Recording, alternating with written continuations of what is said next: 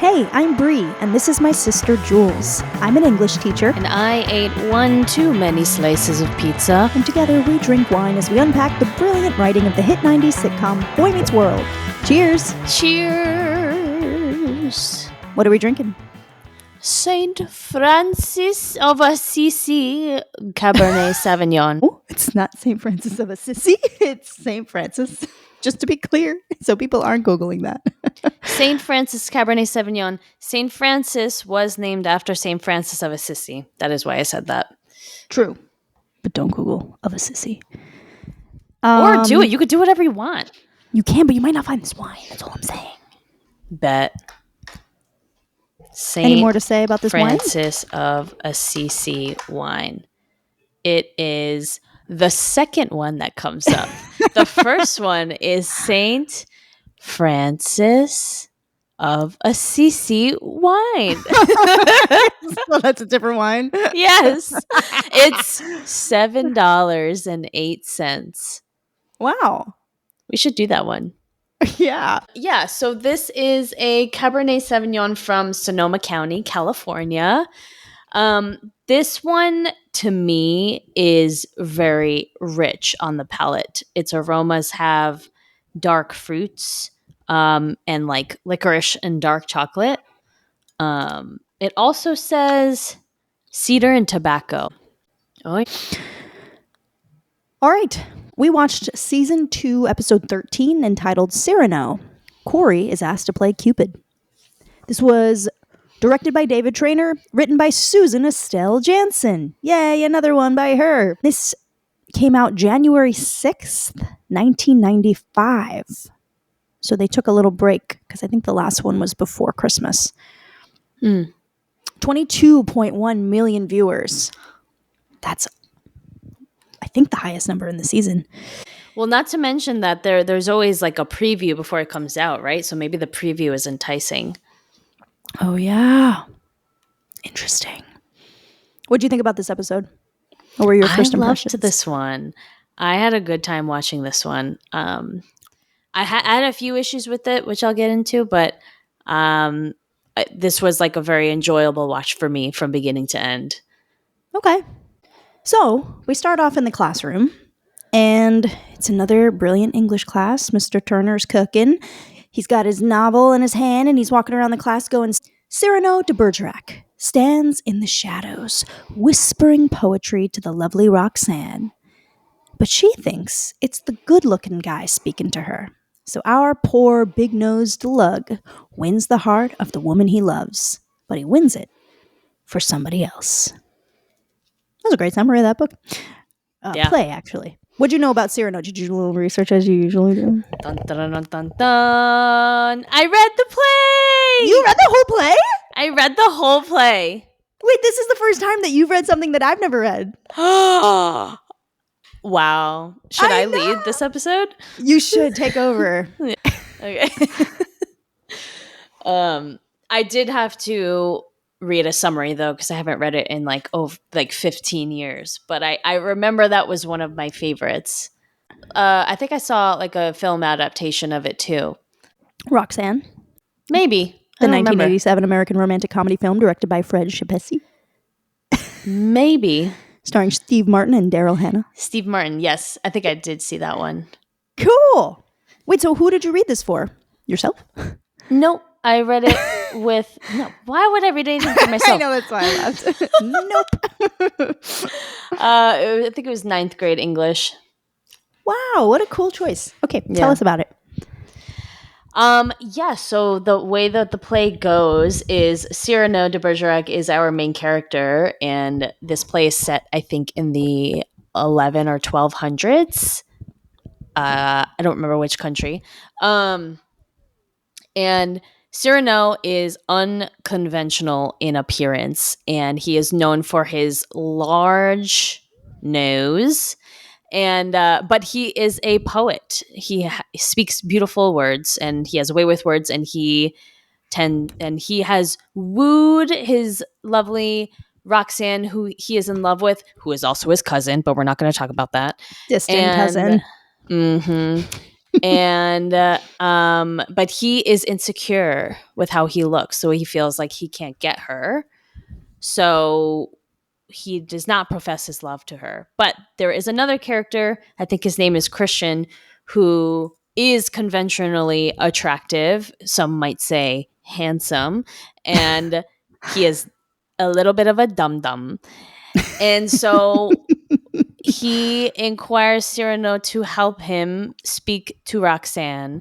And so basically they both they're able to successfully fool, maybe fool is not the right word, but yes, fool Roxanne into believing that the words that Christian is saying to her to win her over are truly his, when in fact they're Cyrano's. So she ends up falling for Christian because she loves all of the words that he's speaking to her. And she confesses, I don't love you because you're beautiful. I love you for your soul. And being hot is just a plus. And so Cyrano realizes, oh my gosh, she loves him for his soul. Maybe she would love me for my soul. Maybe I done effed up. And so Christian ends up dying in battle, and Roxanne is devastated. And she, I think, goes to a convent, because I think that's what you do at that time when the love of your life dies. And she's like, I'll never love again. And so 15 years go by, and Cyrano is now on his deathbed. And in his dying hours, he admits to Roxanne, it was me all along. But he doesn't say this directly. He kind of says it in a way that Christian might have said it back in the day, which makes her go, aha, that was you all along. But before anything else can happen after that, Cyrano dies. Cyrano dies? Cyrano dies, and he does not win the love of his life. He Why does dies he before die? that could happen. I think old age, probably gout. Oh my God. All right, so it takes place in Paris, by the way, just so you know. So in France, and it's like between 1640 and 1655.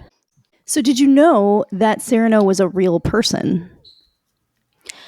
Yes. But he did not have a big nose. What's his story? He was a novelist and a duelist. So he duels in the play, right? Oh, duels. Duels. Oh. Yes. He was also a playwright. But what's interesting about him is that he probably was like the first writer, or the first big writer, to write like sci-fi that depicts space flight by a vessel that has rockets attached to it. And he writes a story about like going to the moon in this rocket and then meeting moon men, like extraterrestrials. He wrote these books that were like the beginnings of sci-fi, which is pretty cool. Wow.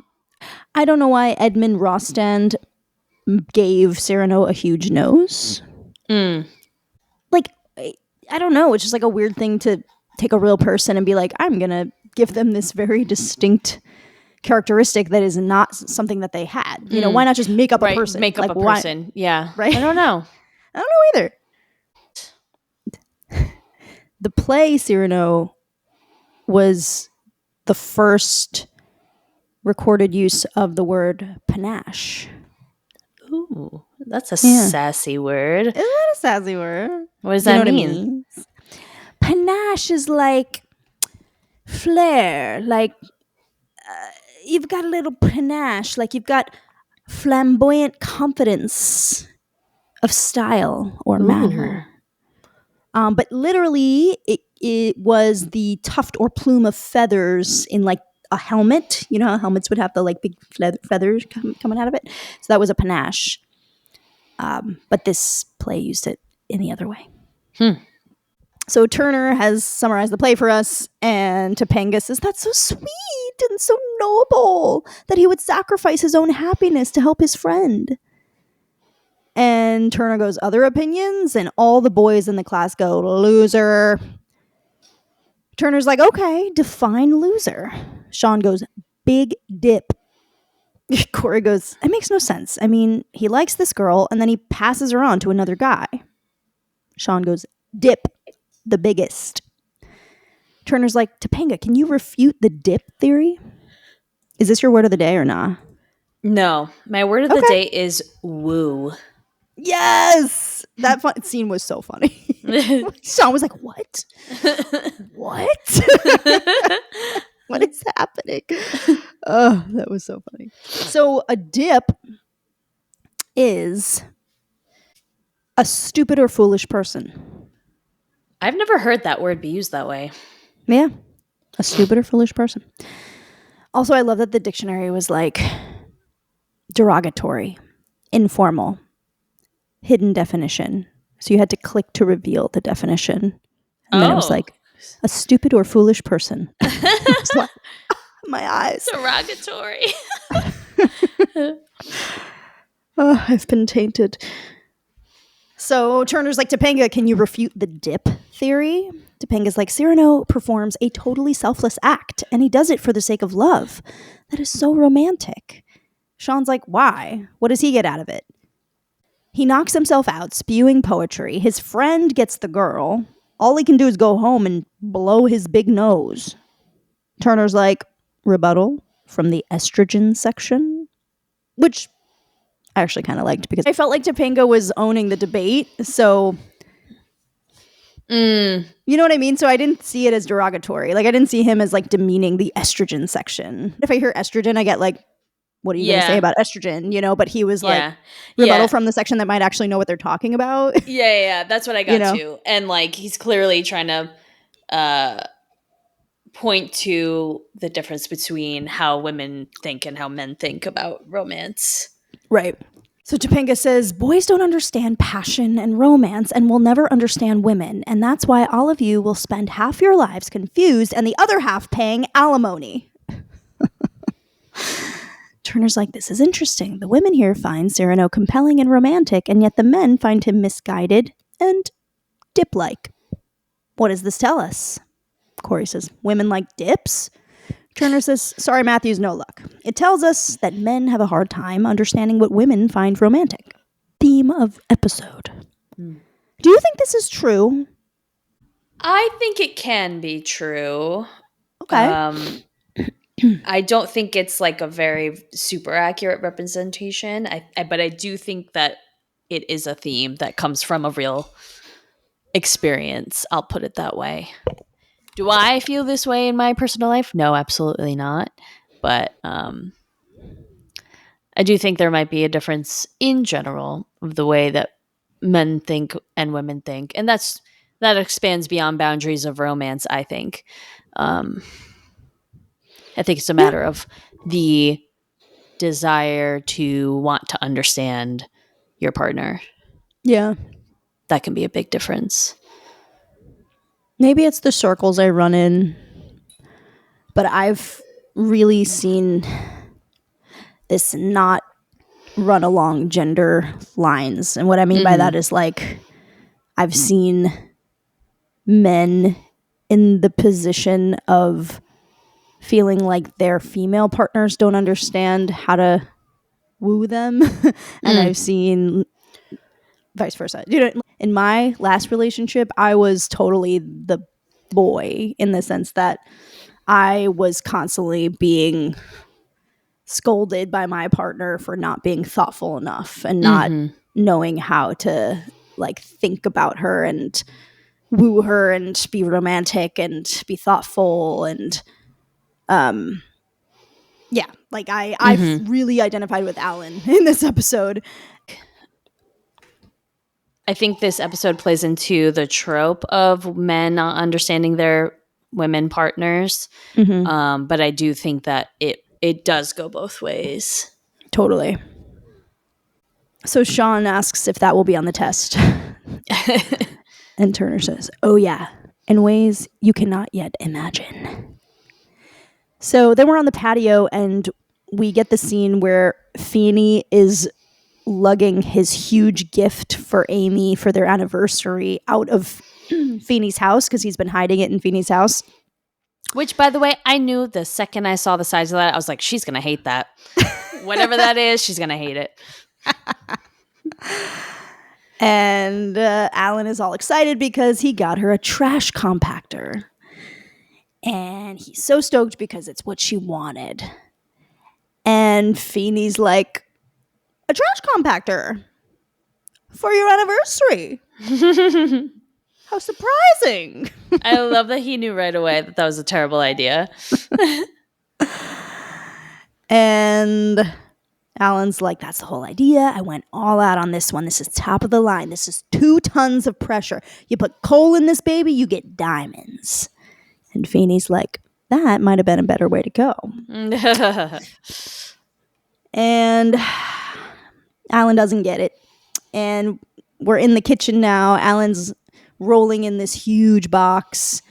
He's all excited and he's calling up the stairs, Amy, my bride, dinner reservations in half an hour. And Eric's like, so what's up, Dad? And Alan's like, I'll give you a clue. Something very important happened 17 years ago.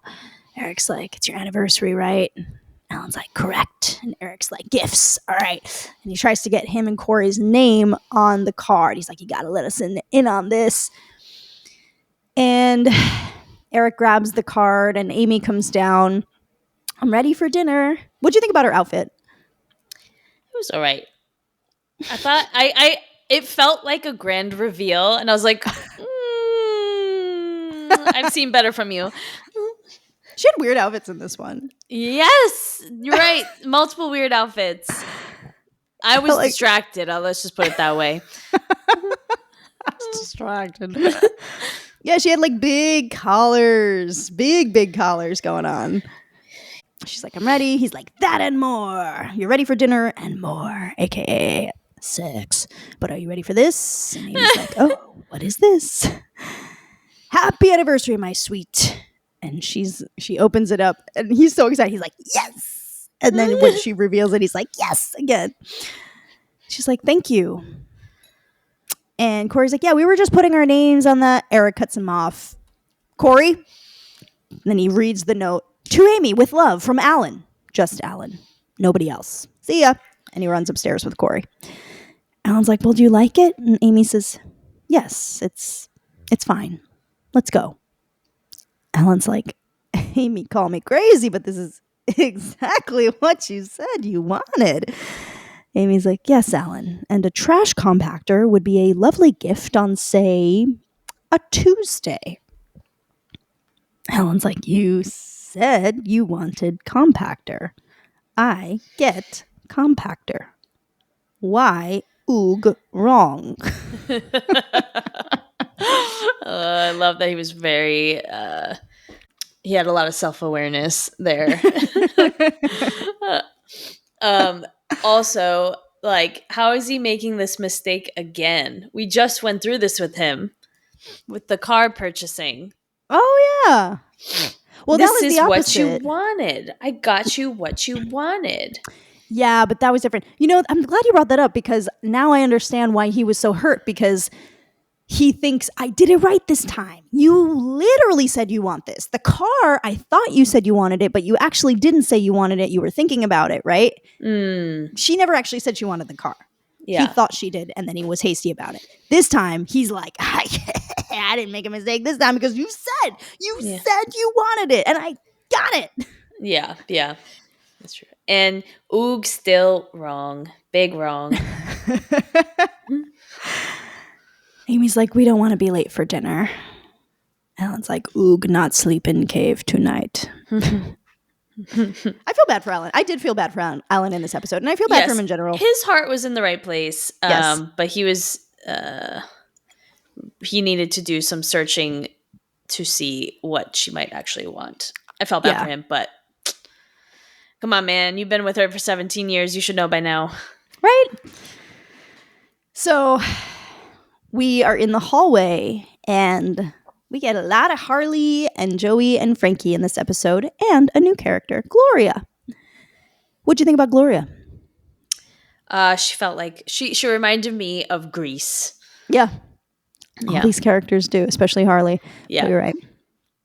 I thought she was great. The actress was excellent. Mm-hmm. She was also like 27, but she was great. Yeah, she makes me miss Harley's sister. I wish we get more of her. Gloria comes over and she puts her arms around Harley, and it's clear they're in a relationship, and she's like, Harley, what, no kiss? And Harley's like, I'm not feeling real kissy, Gloria. Gloria. How come last night you keep me waiting for 20 minutes outside your house? And Gloria's like, how come you sit outside my house, honk your horn, and don't come in? And Harley's like, because maybe I saw your father waiting by the door, and maybe I don't want to say hello. And Gloria's like, that was my mother. I don't like these jokes. I never will. I don't think it's funny. I don't know. It's always like the mom has to be feminine and beautiful. Otherwise, it's punchline. I hate it. Harley's like, then I definitely don't want to meet your father. Gloria's like, all my girlfriends, they have guys who come up to the door. And Harley's like, that's because they don't have any cars. And Gloria's like, they got cars and they got manners, so there. And Harley's like, you got your finger in my face. You call that manners? And Joey's like, hey, lovebirds. I don't like what I'm hearing. Where's the magic gone in the relationship, if I may venture to interject mine? And they're like, clock it, Joey. So Harley asks what's the matter with Frankie, who's been awfully quiet. Which we know now why. But at the moment, we don't know why, right? Mm-hmm. And he's like, I'm just having some quiet time. You do you. You do you. And Harley's like, that's good. Some people around here could learn from that. Looking at Joey, who was like, consider me corked. The next words you hear will not be mine because I'm 100% absolutely zip. Bye. Cory and Shawn are talking loudly, which is dumb of them, in the hallways. Coming around the corner, they don't see Harley and Joey and Frankie yet. Cory's going, I'm telling you, the macaroni and cheese had more grease than Harley's hair. Shawn's like, I think that's how they made it. They just turned him over and wrung him out. Oh! As they run into him.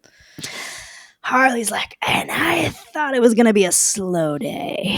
Cory's like, you thought we were talking about your hair? No, everybody knows your hair's not greasy. Harley's like, well, why don't you test it and tell me? Cory runs his fingers through Harley's hair. Wow, dry as a bone. Puts his hand behind him on the locker, slips down and falls to the floor. And then he gets up. He's like, sorry, inner ear problem. Sometimes I'm like, you wouldn't know that though. Like you have not demonstrated that you are smart enough to understand that your inner ear is the balance of your body. Harley gives Cory a quarter and tells him to go call his parents to say goodbye. Cory's like, Harley, in many countries, what I said about your hair, it might be considered a compliment. For example, grease. Cory's like, that's funny. Harley's like, yeah, he's a pretty funny guy. Cory's like, so I get to live? And Harley's like, ha, there's that humor again. I will miss that. So Gloria stands up for him and she's like, oh, Harley, are you sure you want to beat him up? Shawn's like, yeah, you don't want to do something ugly to us in front of this beautiful angel of the hallway. Harley, listen very carefully to the writing of this line. Why would you waste your time pounding us when you could be spending it with Claudia Schiffer's cuter sister? I am with you. I thought that was going in a different direction. All right. I think he was probably meant to pause there as the actor. Like, I think he was meant to be like pounding us when you could be spending it with, you're right. Claudia Schiffer. Do we know her? Have we met her? No, I don't think so, right? No, I didn't recognize her. Okay. Shawn was smooth. He was. So, of course, Gloria's like, I don't know that I would say cuter. So now she's like getting closer to Shawn, and Harley just goes, turn it off. And Shawn goes, turning it off, sir. Gloria's like, oh, come on, Harley. Go easy on him. Do it for me. Harley's like, very well, Gloria. I love when he like puts on this like weirdly proper speech. Frankie does it all the time. Very well, Gloria. I will not lay a hand on them. Frankie, remember that piñata I promised you for your birthday? He is 2. Feliz Navidad. And he throws Cory and Shawn at him. So we're in the cafeteria. Frankie's about to pound Cory and Shawn, but he gives them an option. He says, I could either kill you or you could help me. I've fallen in love. And I noticed that you guys, he says to Cory, you're a pretty good talker. And he says to Shawn, you're pretty good with the ladies and I need your help. Cory's like, no, I don't think that we're going to be like the right guys for this. Frankie then is like, all right, then I'll freaking kill you. And then, yeah, we cut to basically them helping him out. Cory's like, Frankie, I don't know if we're the guys to help you woo her. Shawn goes, what? Cory's like, have you talked to Harley about this? I mean, he could probably help you out more than us. Frankie says, so you do not feel able to do me this favor? Cory's like, yeah, it's probably not such a good idea. Frankie's like, yeah, you're probably right. All right, pinata boys, which one of you has the prize inside?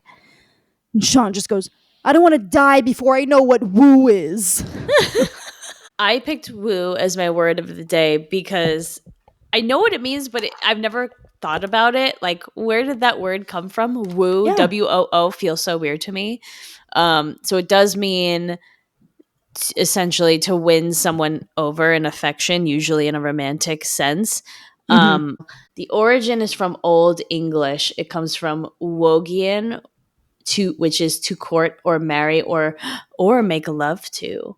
It also has Germanic roots, Old High German wooen, to marry or to take as a wife. Yeah, Wow. so it's like originally from like formal courtship. Okay. But also kind of scandalous. Thank you for that. The more you know. So we're in the kitchen and we get a little scene between Alan and Amy. Amy is like icing Alan out. He's doing all these chores. He's like, I cleaned those gutters. I'll take out the garbage. And she's just like violently chopping vegetables and not talking to him. So he goes out to the patio with the garbage and he talks to Feeney. Feeney's out there. And Feeney looks at the garbage. She's like, that looks suspiciously like a fluffy, non-compacted bag of garbage. And Alan's like, yeah, well, I haven't gotten around to installing the trash compactor. Feeney's like, will you be? And Alan's like, not in this lifetime. I'm aware that it was an appliance, but it's not like it was a toaster. It was a very expensive appliance. I would have never gotten it for her hadn't it been a very special occasion. Heck, it cost more than her engagement ring.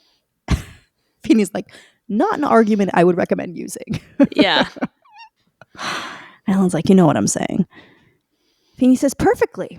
She asked for a trash compactor, and you went out and got it.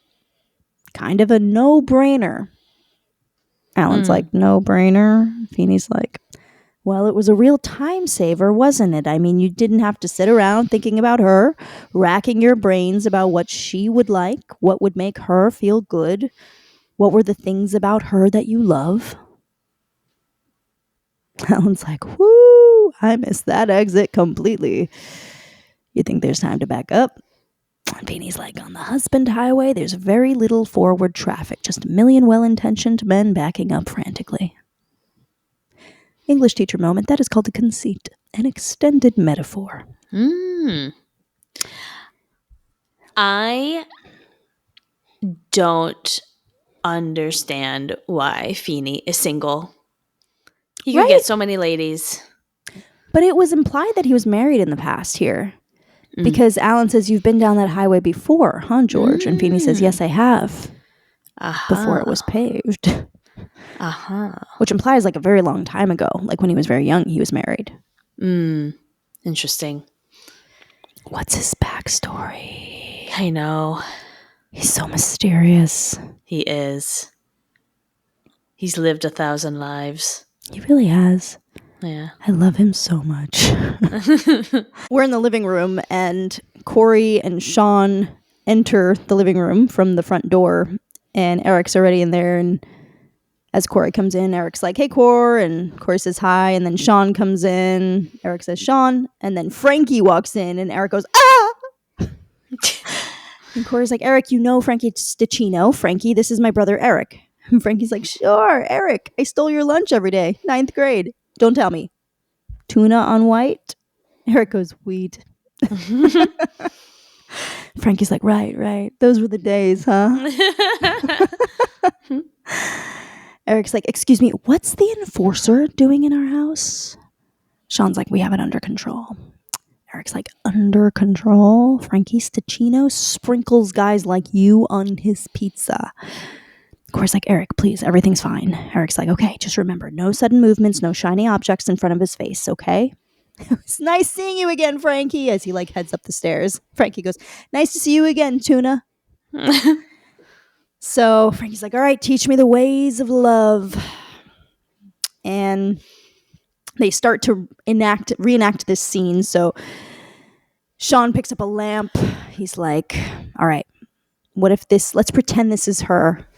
Frankie's like, could it be the pillow? So Corey's like, anything you want, big guy. And he picks up this like red fluffy pillow and he puts it in front of his face. And Frankie looks at the pillow as though it's this woman. They don't know who it is, by the way. They think he's helping him with some woman. And Shawn is like hovering over Frankie like, there she is. Oh, she looks very pretty today. We get a shot of just Corey with the pillow in front of his face. Frankie's just like, I'd better go. Shawn's like, come on. Tell her how nice she looks. I can't take my eyes off of you. Frankie repeats, I can't take my eyes off of you. Corey's like, thank you, Frankie. That's very nice. Shawn's like, I just wanted to tell you how pretty that dress is, Frankie. I just wanted to tell you how pretty that dress is. Corey's like, oh, this whole thing? All right, so they practice. They end up in Frankie's locker for the moment when Frankie's actually going to woo the girl. So we get a shot of Cory and Shawn in the locker. Frankie's on the outside. Frankie's whispering to them, all right, stay with me here. Cory's like, Frankie, there's nowhere we can go. Gloria walks up. She goes, Frankie, you're talking to yourself. As Frankie's saying, not really, see, Cory's in the locker going, does she sound familiar to you? Shawn's like, quiet. And then he delivers the line. This is hard for me today, Shawn says, because I've watched you for so long, and I've always dreamed of telling you how I feel about you, Frankie, because I've watched you so long, and I've always dreamed of something. Gloria's like, what are you saying? Shawn says, I love you. Frankie says, I love you. And Gloria goes, you do? And then Frankie goes rogue, and he starts walking towards her, and now it's just all him. I've always loved you. I think about you all the time. If you were my girl, I would treat you like the magic princess that you are. Gloria, you know, your friend never talks to me like this. Frankie, perhaps he is not racked with the love that consumes his entire being. You want to go get a burger? Gloria, I would love to. Aww. I love Frankie. I know. He's so sweet. I know. And I'm glad he found his poetic soul, because he is so poetic. He's very good with his words. He just lost it around her because he was so in love with her. So, he was fumbling. Aw. He's so gentle. He's so gentle. Except he wanted to pound them. Yeah. So we need to remember that he's also We've only heard about him pounding people. We haven't confirmed. He might be all talk. This is true. Still, hold people accountable. Stop doing that. Shawn, so as they're coming out of the locker, Cory's going to Shawn. Shawn, I just figured out who that girl was. And Shawn's like, hey, she likes him. We did it. Cory's like, oh, we did it all right. We just fixed up Frankie with Harley Keiner's girlfriend. Shawn's like, that's not possible. They look up the hallway. They see them together. Cory is like, oh boy, we're in so much trouble. Shawn's like, nobody saw us. No witnesses. Without witnesses, it's all just circumcised evidence. I was so thrown off by that line. I was not expecting him to say that. Circumcised evidence? Interesting. To be clear, circumstantial evidence, right? Circumstantial. Oh, is that what he meant to say? Yes. Oh, okay. Got it. That's really funny. So Cory's freaking out. We just helped Frankie snake Harley's girlfriend. I mean, we gave him love lessons. We hid in the locker. We told him what to say. How is that not trouble? Sean's like, okay, let me think. Protective custody, plastic surgery. We dress up as girls, pretend we're out of town cousins, and say we haven't seen ourselves. What? Cory's like, that'll never work. And Sean says, oh yeah? Tell my Uncle Mary. And Harley comes around. Cory's like, Harley, how are you? Harley's like, didn't I tell Frankie to dispose of you guys? And Sean goes, yes. And he did. He killed us big time. I love that Sean says these things. And then Cory's like, all right, now I have to figure out how to get us out of that one. So Cory's like, and now we are the angels of ourselves. Sean's like, and it's time for us to float away. Just like prance away. Float, float. Harley's like, either of you angels see my girl? Cory's like, you mean Gloria? Sean's like, no, we haven't seen her. Cory's like, no, there's no reason we would have seen her. Sean's like, we were in the locker the whole time. Sean, shut up. Harley's like, the whole time what, boys? So then we're at Chubby's. Gloria and Frankie are totally cuddled up in a booth.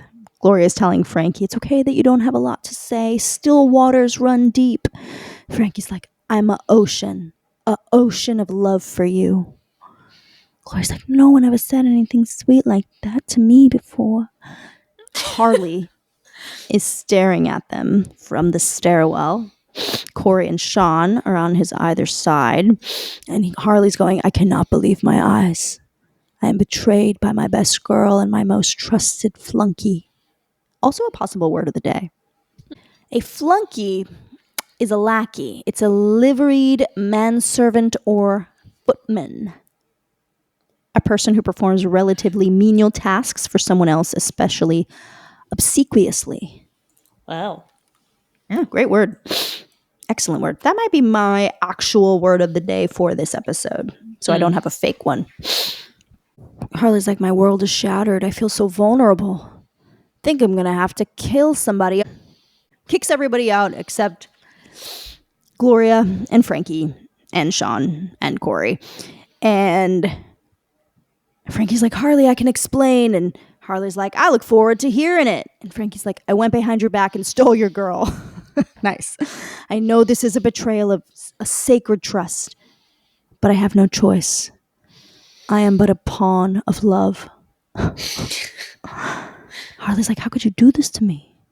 Gloria's like, you want to know how? I'll tell you how. All it took was somebody saying something nice to me for a change, making me feel special for a change. Harley's like, I make you feel special. I get you stuff. Gloria's like, what did you ever get me that made me feel special? Harley's like, tires, steel belted. Gloria goes, 3. Harley goes, the guy came back. So he stole her 3 tires. And then Gloria's like, you never think about what I like. Harley's like, I ain't got that kind of time. I hated that I was identifying with Harley and Alan in this episode. Gloria says, maybe you should have made some time. Maybe if you cared about me and thought about me instead of all the time thinking about you. And Harley goes, if I thought about you, who'd think about me? Huh? I was like, this is where I'm coming from, though. Like, I'm trying to take care of me so you don't have to take care of me. I'm not trying to be a burden to you. I'm trying to make sure that we're good. I'm working. I'm at work. I'm making sure we're all stable. Like, I really do take on like the male mentality in a relationship. Yeah. Well, what's your love language?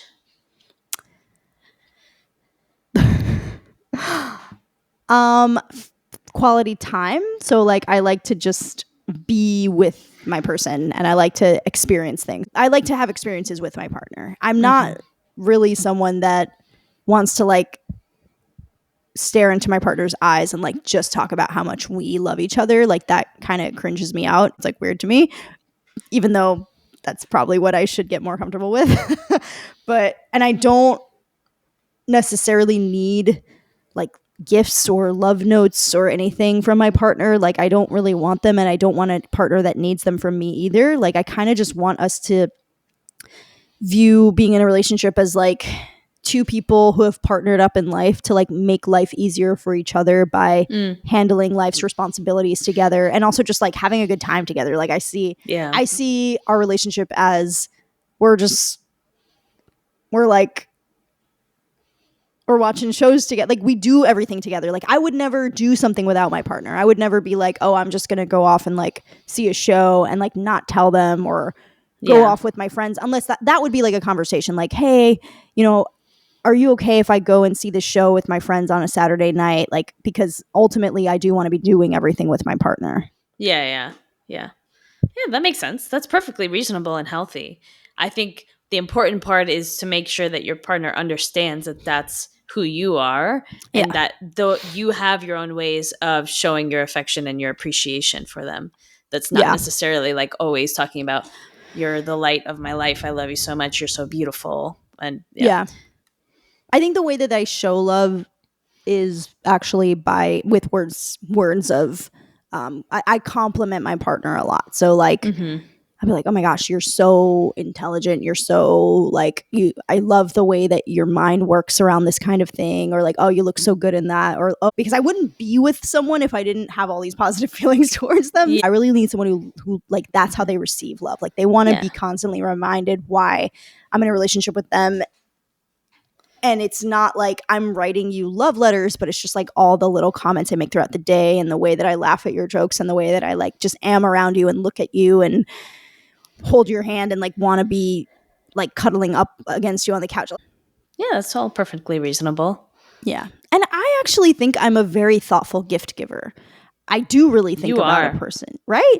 Yeah. I like compliment myself on that. I'm like, that's one thing that I think I have give yourself credit. You're not like Harley. Yeah, but I was made to feel like Harley in my last relationship. That's and different. Like Alan. So Glory's like, you never think about what and Harley's like, I ain't got that kind of time. And Glory's like, maybe you should have made some time. Maybe if you cared about me and thought about me instead of all the time thinking about you. And Harley's like, if I thought about you, who would? So Cory interrupts and he goes, guys, this is where it got a little bit far-fetched. So Harley, out of character, listens to Cory and says, what? And Cory says, every couple goes through this. I mean, you're going through it. My parents are going through it. Okay.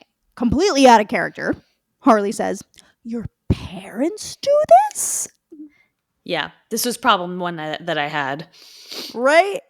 Yeah. I was like, why are you concerned with his parents? It felt out of character. It felt out of place. Totally out of character and out of place. Like, Harley would totally be like, I don't care about your parents. Shut up. Yeah. See, my mom's mad at my dad because he got her a trash compactor for their anniversary. Even if Harley, out of character, might have been interested for a second, now Harley would have been like, I don't care. I really don't care. Yeah. But Harley, oddly invested, goes, what a yutz. And Gloria goes, oh yeah, that's a long way from Taya's.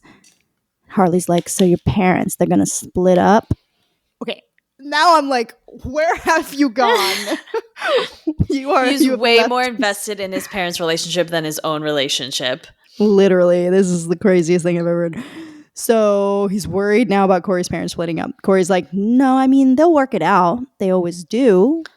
The older I get, the more I'm like, this is all propaganda for the parents watching the show, right?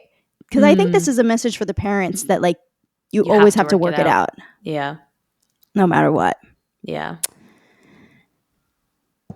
And Harley asks how. How do they work it out? And Cory says, I don't know. And Harley says, they always do? Cory says, yeah. So Harley goes over to the Matthews house. Problem number 2. Yeah. Say more. This was so weird. It made no sense that his character would go to their house. Does he even know where they live? It was weird. It's not surprising that Amy just lets him in like, hi, but It is so like, what the hell are you doing there? I think they tried to make a reason for him to be there by saying like, oh, well, I would ask my own mom, but she's out by 4:00. That was the only give, but it still was such a bizarre scene to me. Agreed. So they end up sitting down for tea, and Eric comes in. He's like, no, leave my mom alone, Kleiner. Amy's like, Eric, what is the matter with you? Eric's like, don't you know who that is, Mom? And Amy's like, yes, I do. And everything is under control. More tea, Harley? Harley's like, just a smidge. So why did I think of that scene from Toy Story? I was just thinking of that scene from Toy Story. What was the name of the... I am Mrs. Nesbit. Yeah. That's exactly what that scene is channeling. Eric's like, Harley Kleiner's drinking tea in my kitchen. What is going on? Amy's like, it's personal, and I don't think Harley wants to talk about it in front of you. Eric's like, oh, he's getting in touch with his inner thug. Amy's like, Eric, and she pushes him up the stairs. So Harley's like, Mrs. Matthews, you've been married for a few years. You probably have some insight. What do women want?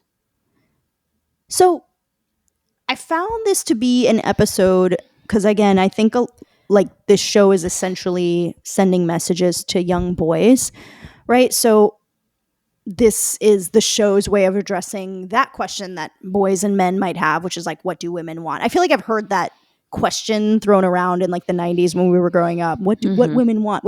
There was this big question about what women want. I feel like that was a big theme throughout a lot of TV shows. And that was a theme, and also just like that, like women are so complicated, so hard to understand, so mysterious. Yeah.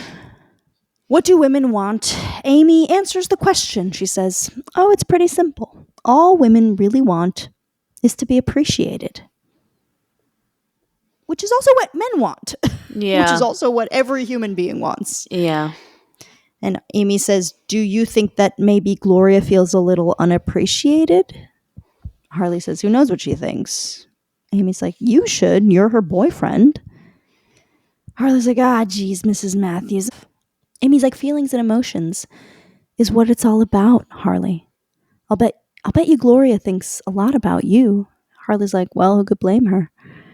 Amy's like, then you should think about her. How you feel about her. How much you appreciate her. Harley's like, she's my girlfriend. Isn't that enough? I mean, why does she need to be appreciated all the time? I think I'm better than Harley. You're right. I should give myself more credit. But a little bit of me, I was saying things like this a little bit when I was with my ex. Like, I was like, I don't understand. Like, I am with you. I live with you. I am with you. Everything that you want and need, I make sure it happens.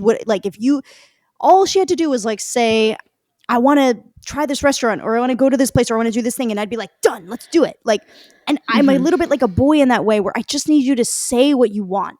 And then I'll make it happen. I will make that. If I'm in love with you and you tell me you want to like do literally anything, I will make note of that and I will make it happen. And to me, that's like how I show love. But if you want me to like do some weird thing where I figure out what you want, even she wanted me to provide her with something that she didn't even realize she wanted. Like, I read her in a way where I realized, like, I can't do that. I cannot. Yeah, well, that's not on you or anybody to do. She has to figure that out for herself. That's not fair to ask anybody to decipher what it is that's in her head. I know this from personal experience. I am that way sometimes, and that's something that I'm working on, where I really want like I'm feeling some type of way about something and I want somebody to make it better, whatever that means, and I get like a little bit mad at them for not doing the thing when they don't even know what to do because I can't even articulate how I'm feeling. Yeah. That's not fair. Yeah. Yeah. Yeah, what you're talking about right now, I think, is like what's considered typically feminine in this episode, which is like, I want you to provide me with something that, fulfills me in a way that I can't articulate. Yeah. So when Alan later gets her the pearl necklace, like she never asked for that. She didn't know that that's like what she needed, right? But he was able to think about her and figure out that that would be a nice thing to get for her. And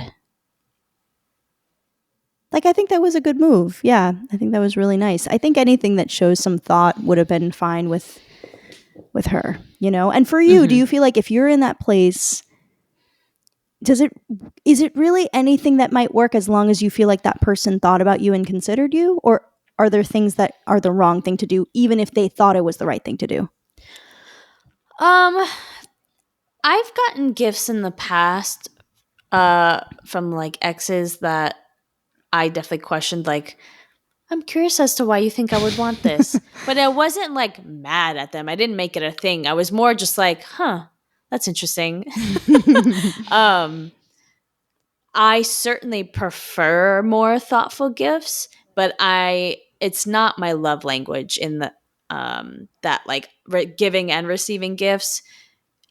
I enjoy it for sure, but it's not my like first or second love language. Yeah. Yeah, gifts are definitely not, like, they mean nothing to me. Don't waste, anybody that dates me, don't waste your money on gifts for me. I just want to have an experience. And honestly, like, I'm such a Capricorn that I need to pay for everything always. Otherwise, I don't feel good about it. I literally will not enjoy a meal if I don't pay for it. The fact that now I'm never going to forget that this person paid for this dinner for me, and I'm always going to feel indebted to them, which I shouldn't, but I will feel that way. Yeah. Okay, so Amy is telling him that he should think about her. And he's saying, she's my girlfriend. I mean, like, why does she need to be appreciated all the time? And Alan comes in and hugs his wife and says, because that's how you show people you care about them. By thinking about what they want. What would make them happy? And by the way, who are you? Harley's like, just a fella who took a wrong turn on the highway to love. Alan's like, been there. Amy's like, so Harley, you're going to talk to Gloria again? Harley says, no. You were correct when you said I should think about what she wants. And what she wants now is Frankie. This is how it has to be. I shall have to wait my turn and another chance for love. What do you think about that? That was really big of him. It really was. Yeah. I was actually really proud of him for that. I was like, you're right. That is what she wants. Yeah. That's the biggest thing you could do in learning to give, like, learn to appreciate your partner and give them what they want. Yep. What they really want. Yep. Even if it hurts you. Totally. So Harley goes to leave. He tells Alan he's a lucky guy.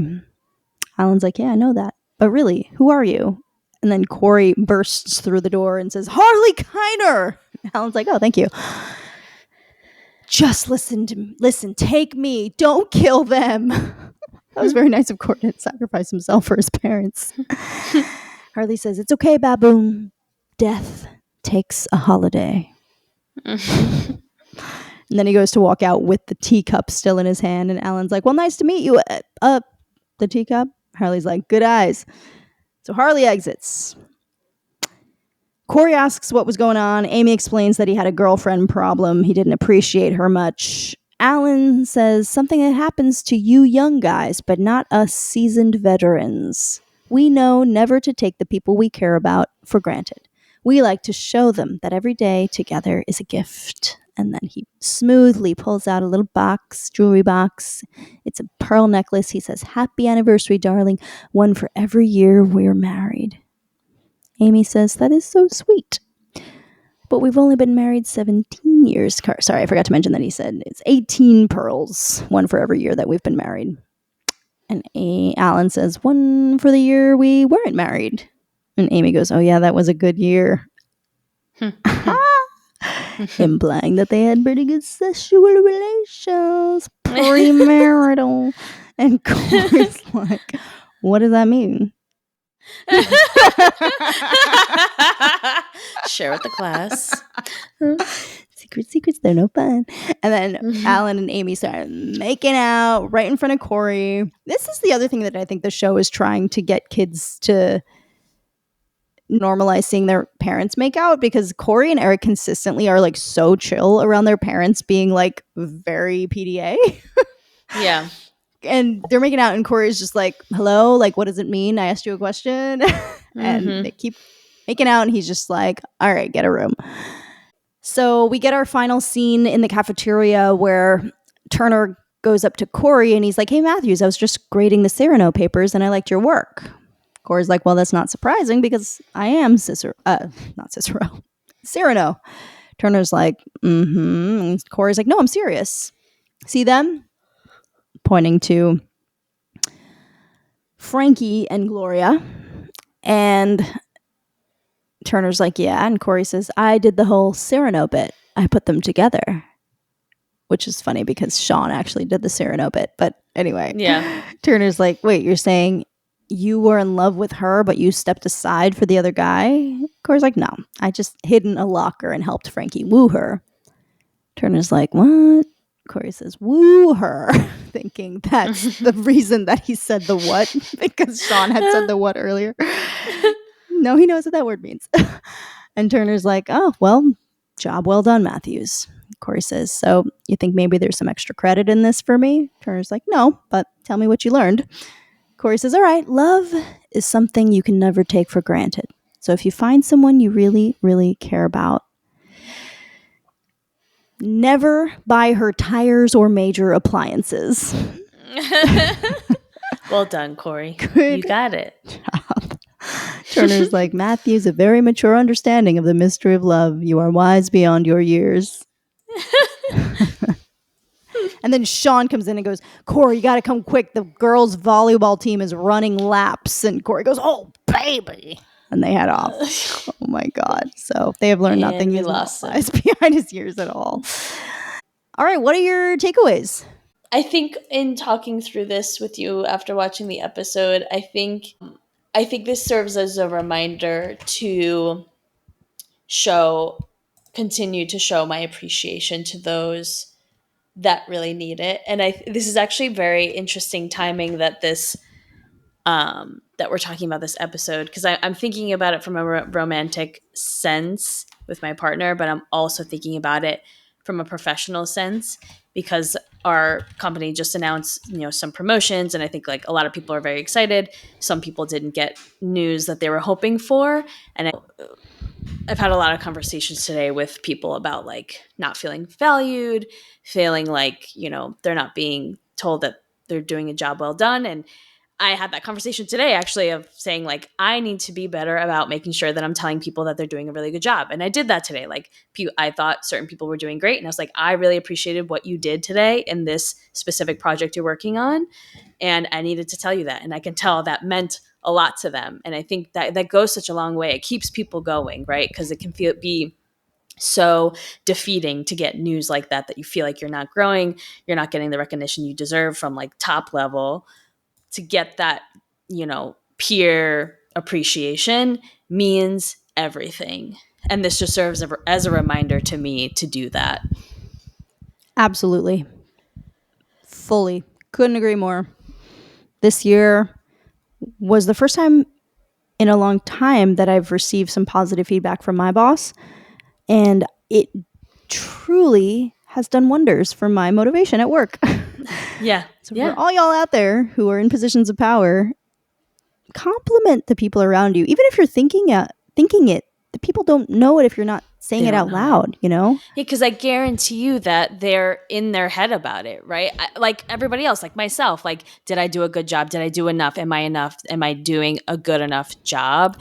And to their boss or somebody, it might be like, yeah, you're doing a great job. Like, I shouldn't even have to tell you. Like, that should be obvious. Like, you are doing great. Like, that's otherwise you'd be fired. Clear to me, right? But it's not clear to the person who's doing the work. I think that's true for most people. Totally. Unless you're a narcissist. Yeah. Yeah. I mean, my takeaway, I don't know if everything is crystallized into something fully formed yet. Like I'm still mulling over some of the themes in this because I'm definitely thinking about my last relationship a lot in this episode. I think I was very misunderstood in my last relationship. I say that I identified with Harley and Alan, but I really think that I was made to feel like Harley and Alan in my last relationship. Mm-hmm. That's what I was, that's the theme I was getting from what you were saying. You feel like you're these people, but I don't actually think you are. I agree. And that's really devastating. Yeah, it is. So my takeaway is, honestly, sadly, like, I think I'm coming to terms with the fact that I'm going to bring my natural, thoughtful self into my next relationship, but I'm going to be a little bit more aware of the fact that I need to make sure that my next person receives love the way that I give love and appreciates what I can bring into their life. And I think I'm going to be better at figuring out earlier whether or not my next person is a good match for me because of everything that I learned in my past relationship. I don't ever want to feel like I'm not providing my partner with what they need. Like, I don't think I'm Alan. I don't think I'm Harley. Like, I think I'm much more thoughtful. I really think I do consider what my partner wants, what would make them happy. All I ever want is to make my partner happy. And so I need to make sure that I pick someone who I can provide that for. I am capable of making them happy. So that concludes the episode. Thanks so much for listening. If you like what you heard, rate and review us. Follow us at Boy Meets Wine Podcast on Instagram and TikTok. The name of the wine we had today was St. Francis Cabernet Sauvignon. Theme song credit goes to Julia Rosa. And next week's episode is Season 2, Episode 14, entitled I Am Not a Crook. Cory discovers that power can do strange things to one's ego. Bye!